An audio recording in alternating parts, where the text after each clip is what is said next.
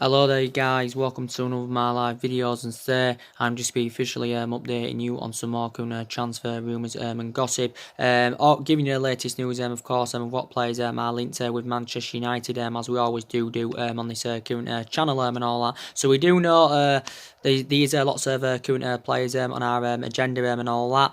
Obviously we do know there's around just under 4 weeks remaining of this current transfer window, so I do believe now we need to be more competitive in that this summer transfer window, but there has been so many players on our current agenda. I think we have blatantly made it clear, that we're not intending on overspending on our transfer targets and that this summer, and quite a few people have pinpointed out, we should be sensible, of course, with our recruitment this summer, but you can still see the deficiencies in the squad, and you can pinpoint the areas where Manchester United and that are lacking. I still believe, we need an experienced centre half. We also need to add reinforcements in that midfield, and I also believe Manchester United need a right winner. So Ole Gunnar Solskjaer is looking to build a squad, worthy the club's mystery. Solskjaer did say there has been lots of talks and speculation this summer. There's been lots of talks and speculation this summer about many of our players, both in and outs. But he did say he has spoken to the vast majority of our players throughout the course of this summer as Ole Gunnar Solskjaer. But he did say we haven't received any bids for our current players. He did say we don't need to sell players, but he also said, we don't need to currently overspend and that on players. But so far this summer, we have got currently 2 players on the board. Obviously, we have spent £65 million on Daniel James and Wan-Bissaka, and I do believe, both players have got all the ingredients required, to become huge successes at Manchester United. I thought Daniel James did well on his debut at the weekend. I also thought Wan-Bissaka, did well on his debut at the weekend and all that. But I do believe, both players will exceed expectation levels at Manchester United. But I do believe now Ole Gunnar Solskjaer will want to build on this, and I do believe now his priorities are to recommend an experienced centre half in, and he'll also want to add reinforcements in that midfield. So basically, there is still lots to address in the squad. Obviously, Ole Gunnar Solskjaer wants to develop a squad of young, hungry, homegrown talents. Obviously, Ole Gunnar Solskjaer believes he's following a policy that proved successful and that under Alex Ferguson, and I do believe we are moving away from the policy of signing them well established players. But analysing our current squad at the moment, I don't think it's competitive enough. Regardless of who our current manager is. I know it's Ole Gunnar Solskjaer and we all love him, but even if we had a manager, to the highest level, a manager to the highest level, they would struggle, with this current squad at the moment. So I do believe we need at least 2 or 3 more new additions in our squad and all that, because obviously we need to see vast improvements going on into this season, because last season was disappointing. We finished 6th, we didn't win many silverware and all that, and we need to see vast improvements, of course, going on into this season. But the one good thing I do like about pre-season and all that, it gives everybody gets the chance, and obviously the upcoming players in our team obviously going to get a bit more of experience under their belt and all that. And the one good thing, the likes of Mason Greenwood, who's obviously he's been assured more playing time going on into this season. Mason Greenwood has done very, very well for the reserves, and I do believe Mason Greenwood can definitely become a huge success at Manchester United. We've got the likes of Chon, he's the upcoming future and all that, so I do believe he'll get more opportunities throughout pre-season. Obviously going on into this season, he'll also get more opportunities. We've got the likes of Diego Dalot, who we got last summer. He's going to be given more opportunities and all that. So yeah, we have got quite a few upcoming players in our squad. Obviously, we've got quite a few aging up players as well in our squad, but everybody's going to get given the chance, the fringe players, the young players and all that. So this is one good thing I do like about pre-season. Obviously, very, very good news as well in regards to Luke Shaw. I want to give you an update on. Obviously, we do know that Luke Shaw went off injured in the game against Perth Glory on Saturday. I think he came off with a hamstring injury. Obviously, Ash Young had to come on to currently replace him at that left back position. But it's been confirmed that Luke Shaw's injury is obviously not too severe. I think he did come off with a hamstring injury, but I do believe Luke Shaw has been assessed in the last couple of days and all that. And I do believe he's in line, to play against Leeds United on Wednesday, because obviously that's our second game in our pre-season matches and all that. So I do believe Luke Shaw's okay now, and of course it has confirmed today he has returned to training with Manchester United. So I am very, very happy about that. But like I did say at the weekend, it was very, very good, to see Daniel James and Anwan Bissaka, get given their debuts, and both players, did really, really well. Paul Pogba played well at the weekend. He got an absolutely fantastic assist there for Rashford's opener. Jimmy Garner, of course, he scored our second goal and all that. So overall, it was a pretty decent performance for Manchester United, as you all know. But like I said, we have got to be more competitive this summer transfer window. But now I want to give you a bit more additional information in regards to Harry Maguire and all that. We do know that Harry Maguire is a central defender, and that's one of the pivotal areas, of course, where Manchester United have got to strengthen up. Obviously, last summer our priority, was to recommend a central defender to come in. But reflecting back under the Jose Mourinho era last summer, we didn't get as number one targets because the board weren't back in the signings that Jose Mourinho, of course, wanted to recommend to come in. And obviously, one of the players Mourinho wanted last summer, of course, was Harry Maguire. And obviously, with analysing it last season, we conceded 54 goals in the Premier League last season in 38 Premier League games. So that just proves the issues that we've got currently defensively, and we need someone that can go alongside Victor Lindelof in our backline, someone that can complement him, because with Victor Lindelof, I think Victor Lindelof, was very impressive in his second season with the club. Didn't really settle in his first season, that's consistency. But I thought in his second season he really stepped up to the plate, did Lindelof. And we got him for around £31 million, and that was a reasonable figure. What we got, of what we paid for Lindelof. It was also a reasonable figure of what we paid for Daniel James. Compared to what we've paid for the likes of Lukaku and Pogba in recent years. But I do believe Lindelof can become a huge success at Manchester United, but we just need someone that can go alongside him, of course, in our back line. Some Manchester United fans actually believe that we need two central defenders, because the likes of Smalling isn't good enough. Obviously, Phil Jones isn't good enough. And obviously, Smalling and Jones have been too long-serving players at the club, but they're no longer good enough to represent Manchester United, and it was bad business from the club, giving them two new long-term contracts. So a bit more additional information to update you in regards to Harry Maguire. Now, he's looking likely, he's going to be our third signing this summer. Obviously, reports were reflected out over the weekend and all that, saying that reportedly Manchester United have agreed a world record fee with Leicester for Harry Maguire of around £80 million. So obviously, this will make him the most expensive defender in world football, ahead of Liverpool's Virgil van Dijk, who, of course, Liverpool paid £75 million for back in January 2018. I hate to say this, but I think Virgil van Dijk is regarded as one of the best centre-halves in the world. But I hate to say that because obviously, I'm a Manchester United fan, and I wouldn't put Harry Maguire in Virgil van Dijk's calibre or level, but I still believe Harry Maguire is a really good central defender, and I do believe he would address our deficiencies defensively and all that, and I do believe he would blend in alongside Victor Lindelof in our back line. But he did say over the weekend we have reportedly agreed a world record fee of £80 million, and reportedly Harry Maguire is set to undergo his Manchester United medical sometime today. It did say on Saturday that Harry Maguire was infuriated by Leicester, blocking his proposed move to Manchester United or Manchester City, because we do know it has been Manchester United and Manchester City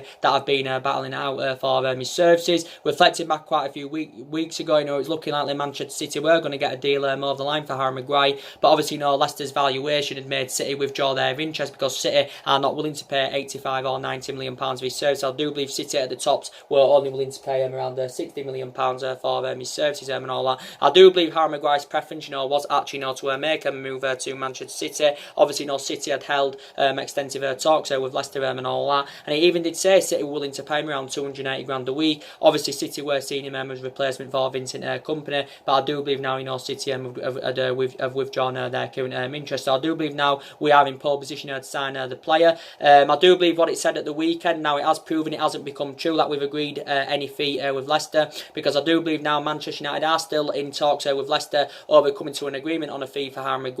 And I think Leicester City's valuation is the stumbling block, because Leicester have said they want in the region of £90 million. Manchester United are reluctant to pay up to £90 million for his services and all that. But it has been looking very likely he is going to be our third signing and that this summer. So basically Leicester are demanding £15 million more than what obviously Liverpool paid for Virgil van Dijk back in January 2018. And I do believe in this market at this day and age, probably £70 million is acceptable for a player like Harry Maguire, but I think any more than £70 £70 million is basically not asking for too much. Obviously, Leicester have priced Harry Maguire out the transfer market because basically they don't want to sell him. So this is why, they are demanding an extortionate amount for the player. Obviously, Sky Sports reported out the other week saying that, we had put around the £70 million bidding for him. Obviously, this has been turned down by Leicester because this is too insufficient for Leicester, because they're looking for somewhere in the region of around £90 million. But Man United and Manchester City have held several talks with Leicester now for a number of weeks. But Ole Gunnar Solskjaer has identified Harry Maguire as his number one defensive target. I also believe Mike Phelan is instructing Manchester United to get a deal completed for him. Obviously, when Mike Phelan was the manager of Hull City, when Mike Phelan was the manager of Hull City, he only had a short tenure with Hull. Obviously, he did manage Harry Maguire, and obviously Harry Maguire has played under Mike Phelan's guidance during his time with Hull. But I like Harry Maguire a lot because he holds his line really, really well. His distribution's good. His passing's really good, really, really good. His passing's not as good as Virgil van Dijk's, but his passing's still impressive. He's really good in the air. He's not really fast, Harry Maguire, but I don't think that's currently an issue and all that. It also said to Alex Ferguson, actually wants Manchester United to sign Harry Maguire and all that. But I do believe now he's our number one defensive target. But we're not intending on overspending on our current target, so we're not willing to pay up to £90 million for his services.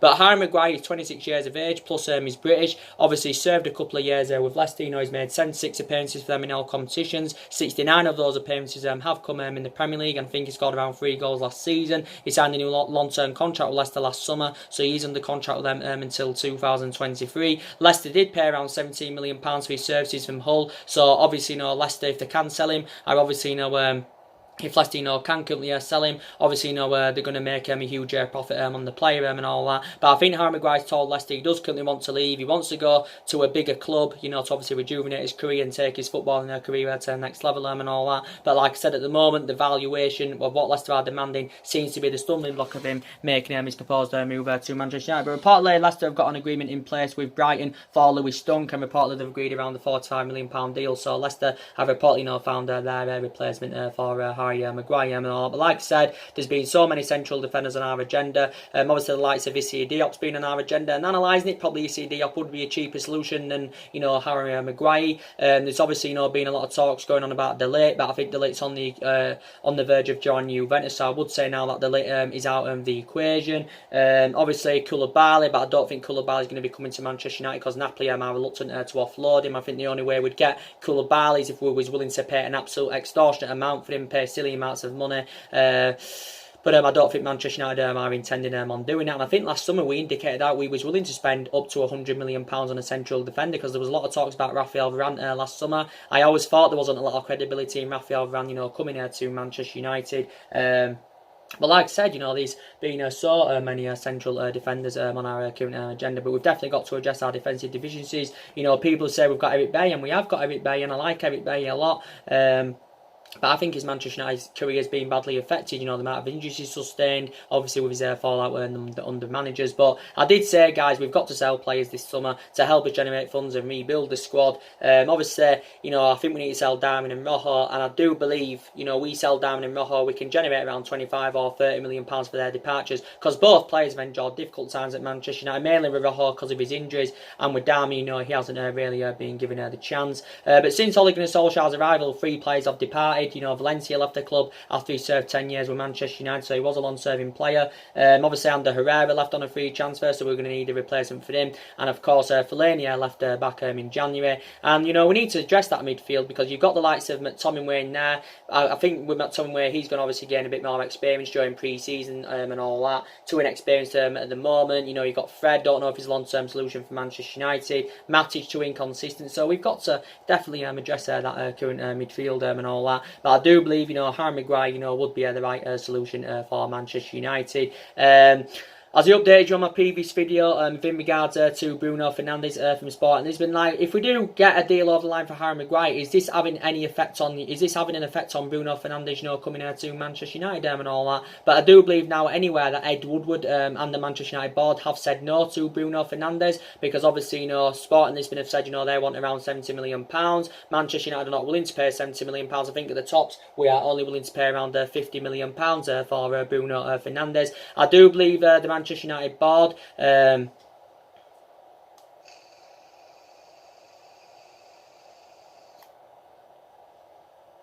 I do believe the Manchester United board, feels as though that's, Bruno Fernandes is too expensive, and also. Maybe they don't want to, we don't want to spend over £50 million on a player who hasn't really got the experience to the highest level. He has got the experience, but not really, to the highest level as Bruno Fernandes. But for the entirety of this summer, Bruno Fernandes has been linked to move to Old Trafford. Obviously, he's been one of Ole Gunnar Solskjaer's main priority targets. And the situation with Paul Pogba, I don't think that's, having a bad effect on you. I don't think that's, with the situation with Paul Pogba, I don't think that's having an effect on, Bruno Fernandes coming to Manchester United, because regardless of what happens with Paul Pogba, I still believe it's in Ole Gunnar Solskjaer's plans, to recommend 2 new additions in that midfield. So I do believe Bruno Fernandes' move to Manchester United is not dependent, of course, on what happens with Paul Pogba. But Bruno Fernandes has held negotiations with his agent over the potential move to Manchester United and all that. I do believe his first choice preference is Manchester United. Obviously, I do believe he's turned down Tottenham. He's also turned down Liverpool. I do believe a lot of reports said last week that Manchester United held more extensive talks with Sporting Lisbon. Also Manchester City obviously held talks with Sporting Lisbon last week, because I think allegedly they've revived their interest. Reflecting back, was it 6 or 7 weeks ago, Manchester City were on the verge of getting a deal over the line for Bruno Fernandes, but obviously City withdrew their interest in the player. But Bruno Fernandes' agent was allegedly in the UK the other week, and he allegedly held talks with Manchester United to thrash out a deal for Bruno Fernandes and all that. But obviously, I think the fee seemed to be the stumbling block for the most of the window. I think the fee has been the stumbling block in all of this. Because reportedly we've agreed the personal terms with Bruno Fernandes, also a contract and that's been agreed, but obviously no fee has yet come to an agreement, so we're not willing to pay up to £70 million for his services. And Bruno Fernandes, if he comes to the Premier League, it's going to rejuvenate his career, it's going to take his footballing career to the next level. He's really good at creating chances, and he will bring us them goals that we do need from that midfield, because I do believe his goal scoring pedigree is good. For Sporting Lisbon last season, he did score 31 goals last season for Sporting Lisbon, or was it 32 goals? It was either 31 or 32. His initial release clause is around £88 million, but obviously we are not determined to go anywhere near that figure for Bruno Fernandes. And I think he's under contract with Sporting Lisbon until 2023. He did sign this 5-year deal last summer, but he has exceeded expectation levels at Sporting Lisbon. But reportedly now, Ed Woodward has said no to Bruno Fernandes. So reportedly now, his move to Manchester United could be currently off. But like I said, there's been so many midfielders on our current agenda, as you all know. With Sean Longstaff to Manchester United now, I don't think it's going to currently happen, because obviously Newcastle are demanding an extortionate amount. They've said they want £50 million. Newcastle have indicated out that he's basically not for sale, Sean Longstaff, even though reports came out the other week, they emerged out from Sky Sports saying that we've held high-level talks with Newcastle about Sean Longstaff. We was preparing to put a bid in for him around £30 million. Maybe Ed Woodward and the Manchester United board are still keen on recommending him in. Ole Gunnar Solskjaer instructed Manchester United to get a transfer prioritised there for him, but Newcastle have said they want around £50 million. He is still a bit inexperienced, is Sean Longstaff. He's got a bit of experience, but he's not highly experienced, because he only broke into Newcastle's senior squad in December of last year. So he did well in the second half of last season and all that. So really you can say he's had around 6 months of experience under his belt. Obviously, I do believe he thrived under Rafa Benitez's guidance. He put some good performances in. He got a new contract, a new long-term contract till 2022 with Newcastle, reflecting on his impressive performances. But initially, began his career with Newcastle, did Sean Longstaff. But we initially value him from between 18 to 20 million, and obviously, Newcastle are demanding over double that. So I can't see us, intending on spending £50 million on Sean Longstaff. He's 21 years of age, very, very young, primarily a central midfielder. Also had loan spells with Kilmarnock and Blackpool. I still believe he's recovering from injuries, Sean Longstaff, because he had sustained a knee ligament injury back in March. Obviously, he didn't play the last couple of months of last season, reflecting on the injury he had sustained. And I still believe now Sean Longstaff is recovering to full fitness and all that. So now he could be out of the equation, could Sean Longstaff, because I can't see us, willing to pay up to £50 million for his current services. But there's been quite a few players on our agenda, who could replace Paul Pogba at Manchester United, as you all know. There's, been talks of Milinkovic-Savic. There was a lot of talks about Milinkovic-Savic, going on last week and all that. I think maybe he's moved to Manchester United. He's dependent on, what happens with Paul Pogba. Like I did say, like I did currently say, there was a lot of talks going on the other weekend about Solo and Aguirre. So, like I said, there has been so many midfielders on our current agenda. But some people believe that, that's more getting a couple of midfielders in and the right winner is actually more essential than recommending a central defender in and all that. So, this is what, some people have currently said. With Paul Pogba and Lukaku, like I said, they've both been relentlessly, linked to move away from Old Trafford. I do believe it's going to be hard for us to offload both players, reflecting on the extortionate amount, we have put on both players. And this seems to be the stumbling block of, Paul Pogba leaving the club and, of course, Romelu Lukaku, of course, leaving the club. As I did say to you about Paul Pogba, obviously, already giving you the latest news saying that reportedly we've risen our asking price up now. Reportedly, we want around £180 million for Paul Pogba. We have said with Lukaku, we want around £75 or £80 million. So we are looking to recoup the money that we did pay for Lukaku a couple of years ago from Everton and all that. But Inter Milan, of course, are struggling to meet this valuation. So reportedly now Lukaku and Pogba,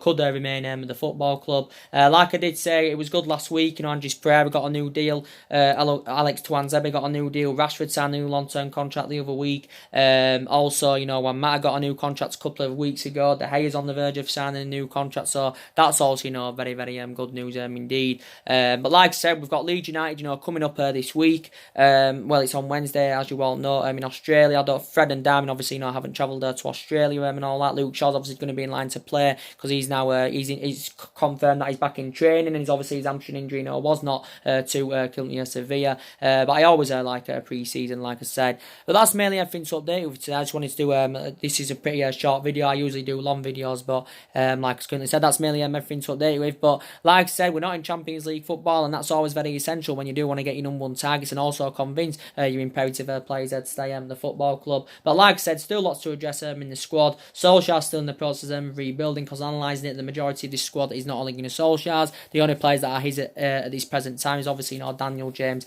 and Wan-Bissaka. But I do believe Daniel James and Wan-Bissaka are going to be huge successes at Manchester United, which is very, very good news. But yeah, we will currently see what happens. But now, as it did say over the weekend about Harry Maguire, we allegedly said we agreed a world record fee of £80 million with Leicester, but I don't believe there must not be now a lot of credibility in this, because he's still now saying Manchester United are negotiating a fee, overcoming to an agreement on a fee for Harry Maguire. Leicester want £90 million, but of course Manchester United are not willing to pay this moment in time. But we'll see what happens. I hope he can come to Manchester United, because he will dramatically improve us. He'll improve us defensively and all that. So hopefully he can currently come in. So anyway, guys, drop your comments, likes below on the channel if you do consider subscribing. As always, and take care. God bless, and I'll see you all again very, very soon.